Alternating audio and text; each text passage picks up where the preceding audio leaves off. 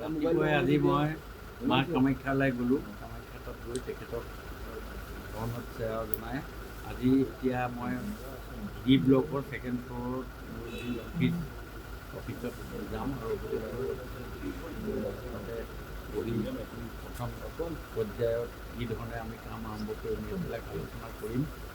দ্বিতীয় পৰ্যায়ত 3টা বজাত আমি APDCL অফিচলৈ যাম। তেনেকৈ তাত বিষয়াসকলৰ লগত আমাৰ শক্তি বিভাগৰ যিখিনি আছে ইনিচিয়েলি প্ৰাৰম্ভিক যিখিনি কথা আছে সেই কথাখিনি আৰম্ভ কৰি আমাৰ যি জাৰ্ণিটো আমি আৰম্ভ কৰিম বুলি মন্ত্ৰী আনুষ্ঠানিক দায়িত্ব লোৱা প্ৰাক মুহূৰ্তত আপোনাৰ এতিয়া ৰাজনৈতিক জীৱনৰে এটা নতুন অধ্যায়লৈ আপুনি আগবাঢ়িছে, কি ক'ব গোটেই প্ৰসংগত? ডেফিনেটলি চব মানুহৰ জীৱনত ৰাজনৈতিক অধ্যায় থাকে, ৰাজনৈতিক বিশ্লেষণ থাকে।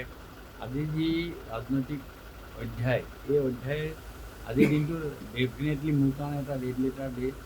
আজি মাননীয় মুখ্যমন্ত্ৰী ডক্টৰ হিমন্ত বিশ্ব শৰ্মা ডাঙৰীয়াই মোৰ ওপৰত এই দায়িত্ব ন্যস্ত কৰিছে আৰু আজি আপোনালোকৰ জৰিয়তে সকলো অসমবাসী ৰাইজক কৈছোঁ যে মোৰ প্ৰচেষ্টা, মোৰ চেষ্টা আৰু মই অসমবাসী ৰাইজৰ কাৰণে আপ্ৰাণ চেষ্টা কৰি গত 20 বছৰে বিধায়ক হিচাপে যিখিনি কাম যেনেকৈ কৰিছিলোঁ তেনেকৈ কাম কৰা মই লগত আপোনাৰ পৰিয়ালবৰ্গ দেখা পাইছোঁ, পৰিয়াল সকলো আহিছে, মোৰ ল'ৰা ছোৱালী জোঁৱাই মোৰ সকলোখিনি নিজৰ পৰিয়ালৰ গোটেইখিনি আহিছে আৰু আজি তেখেতসকলৰ এই মোৰ যি শুভক্ষণ এই শুভক্ষণত তেখেতসকলৰ উপস্থিতিটো মই কালিয়ে বুলি ভাবিছোঁ।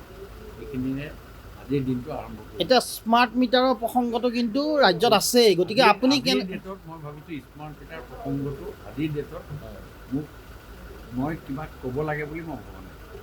ৰাতিপুৱাই আজি মই মা কামাখ্যালৈ গ'লোঁ। কামাখ্যাত গৈ তেখেতক ধৰ্মত সেৱা জনাই আজি এতিয়া মই ডি ব্লকৰ ছেকেণ্ড ফ্ল'ৰত মোৰ যি অফিচত যাম আৰু তাতে বহি প্ৰথম পৰ্যায়ত কি ধৰণে আমি কাম আৰম্ভ কৰিম এইবিলাক আলোচনা কৰিম। দ্বিতীয় পৰ্যায়ত 3টা বজাত আমি APDCL অফিচলৈ যাম।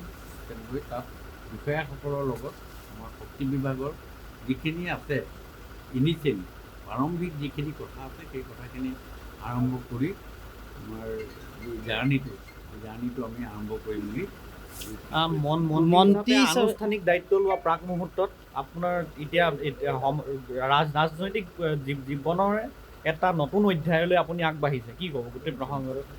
ডেফিনেটলি চব যিকোনো খবৰৰ বাবে যোগাযোগ কৰক 7099017330 লগতে 7099017110 নম্বৰত।